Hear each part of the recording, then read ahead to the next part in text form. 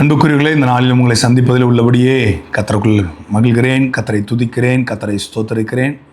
கிறிஸ்து சிலுவையில் வெளிப்படுத்தின சுபாவங்களை நாம் தியானித்தோம். சிலுவையில் கிறிஸ்துவின் சுபாவம் ஒரு ஆதாம் பாவம் செய்தது நிமித்தம், கீழ்ப்படியாமை என்ற பாவத்திற்குள் உட்படுவது நிமித்தம் கிறிஸ்து நமக்காக கீழ்ப்படுதலை கற்றுக்கொள்ளுகிற காரியங்களை நாம் நம்முடைய வாழ்க்கையில் கீழ்ப்படுதலுக்கு எவ்வளவு முக்கியத்துவம் கொடுக்க வேண்டும் என்று சொல்லி நாம் பார்த்தோம். இந்த நாள் தியானத்திற்கென்று அதே பிலிப்பியர் 2 8 வசனத்தை நான் வாசிக்கிறேன். அவர் மனுஷரூபமாய் காணப்பட்டு மரணபரியந்தம், அதாவது சிலுவையின் மரணபரியந்தமும் கீழ்ப்படிந்தவராகி தம்மை தாமே தாழ்த்தினார். தாழ்மையின் ஆசீர்வாதம். ஒரு தெய்வகுமாரன் தன்னை தாழ்த்துவது பூமியில் அவசியம் என்றால், நம்முடைய வாழ்க்கையில் தாழ்மையை கற்றுக்கொள்வது எவ்வளவு அவசியம். மேன்மைக்கு முன்னானது தாழ்மை என்று சொல்லி வேதத்தில் வாசிக்கிறோம். தன்னைத்தான் தாழ்த்துகிறவன் உயர்த்தப்படுவான் என்று சொல்லி வாசிக்கிறோம். யாக்கோபு 4:10 கர்த்தருக்குமாக தாழ்மைப்படுங்கள், அப்பொழுது அவர் உங்களை உயர்த்துவார் என்று சொல்லி, பெருமை உள்ளவனுக்கு தேவன் எதிர்த்து நிற்கிறார், தாழ்மை உள்ளவனுக்கோ கிருபை அளிக்கிறார் என்று சொல்லி பல வசனங்களை தாழ்மையின் அடிப்படையில் நம்ம பார்க்கலாம். ஒன்று புரிந்து கொள்வோம், தெய்வம் தன்னை தாழ்த்தினார். நீங்களும் நானும் பெருமை பாராட்டுவதற்கு நம்மிடத்தில் என்ன உண்டு? ஒன்றுமே இல்லை. நாம் அற்ப மனிதர்கள் என்பதை நாம் ஒற்றுக்கொள்ள வேண்டும். பாகமத்தின் புத்தகத்திலே அங்கே சில காரியங்களை ஆண்டவர் தம்முடைய ஜனங்களுக்கு எதிர்பார்க்கிறார். உபாகம் 8 10 நான் வாசிக்கிறேன். ஆகையால் நீங்கள் புசித்து திருப்தி அடைந்திருக்கையில் உன் தேவனாகிய கர்த்தர் உனக்கு கொடுத்த அந்த நல்ல தேசத்துக்காக அவரை ஸ்தோத்தரிக்க கடவாய். உன் தேவனாகிய கர்த்தரை மறவாதபடிக்கு நான் இன்று உனக்கு விதிக்கிற அவருடைய கற்பனைகளையும் நியமங்களையும் கட்டளைகளையும் கை கொள்ளாமற் போகாதபடிக்கு எச்சரிக்கையாயிரு. நீ புசித்து திருப்தியாகி நல்ல வீடுகளை கட்டி அவைகள் குடியிருக்கும் போதும், உன் நாடுகள் திரட்சியாகி உன் வெள்ளியும் பொன்னும் பெருகி உனக்கு உண்டானவைகள் எல்லாம் வர்த்திக்கும் போது, உன் இருதயம் மேட்டின்மை அடையாமலும் உன்னை அடிமைத்தன வீடாகிய எகிப்திலிருந்து புறப்பட பண்ணினவரும். இருதயம் மேட்டின்மையாகிறது. தாழ்மையை தளர்த்து விடுகிறதற்கு, தாழ்மையை விட்டு விலகி பெருமைக்கு வருவதற்கு காரணம் இருதயத்தில் மேட்டின்மை. எல்லாம் இருக்கு. நல்ல தேசத்தை கர்த்தர் கொடுத்துருக்கிறார், நல்ல இருக்கிற இடத்தை கொடுத்துருக்கிறார். தேவ பிள்ளைகளே, இன்றைக்கு நம்ம வசிக்கிறோமே இல்லம், இன்றைக்கி நம்ம இருக்கிறோமே அந்த ஸ்தலம் இன்றைக்கு எத்தனையோ பேருக்கு இல்லை.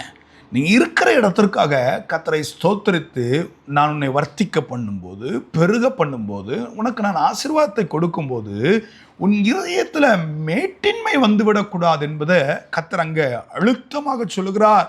அது மாத்திரமல்ல, தொடர்ந்து அந்த வசனங்களை வாசிக்கும்போது, தேவனை நீ மறந்துடாத, உன் பின்னாட்களில் உனக்கு நன்மை உண்டாகிறதுக்கு தான் அந்த சிறுமையின் பாதையை கர்த்தர் அனுமதித்தார் அல்லவா, நீ கர்த்தரை மறந்து விடாதன்னு சொல்லுகிறார். சொல்லிட்டு அதே அதிகாரத்தின் 17 உபாகம் 8 என் சாமர்த்தியமும் என் கைபலனும் இந்த ஐஸ்வர்யத்தை எனக்கு சம்பாதித்தது என்று நீ உன் இருதயத்தில் சொல்லி கொள்ளாமலும் இருக்க எச்சரிக்கையாயிரு.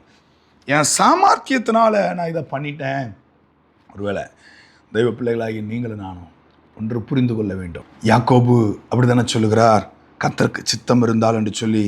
யாக்கோபு 4 14 வாசிக்கிறேன்.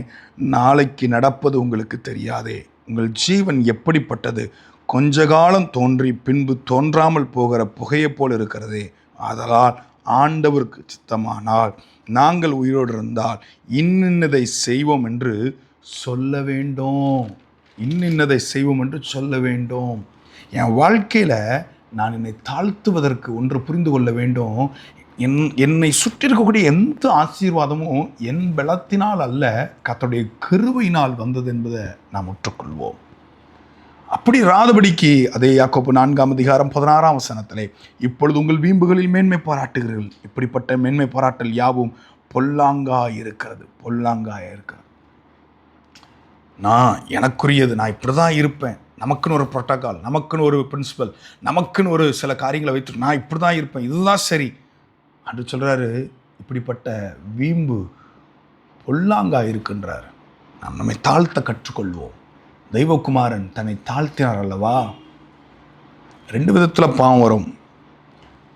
செய்யக்கூடாத செய்தா பாவம். இதில் 17 அதனால் ஒரு நன்மை செய்ய அறிந்திருந்தும் அதை செய்யாமற் போனால் அது அவனுக்கு பாவமாக இருக்கும்.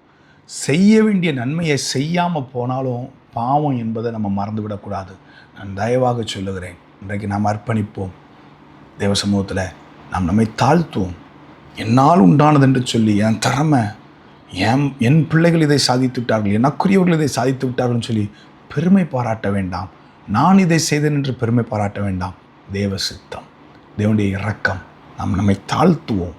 சிலுவையில் அவர் தன்னை தாழ்த்தினார் அல்லவா? நாமும் இந்த தாழ்மையை அவரிடத்திலிருந்து கற்றுக்கொள்வோம்.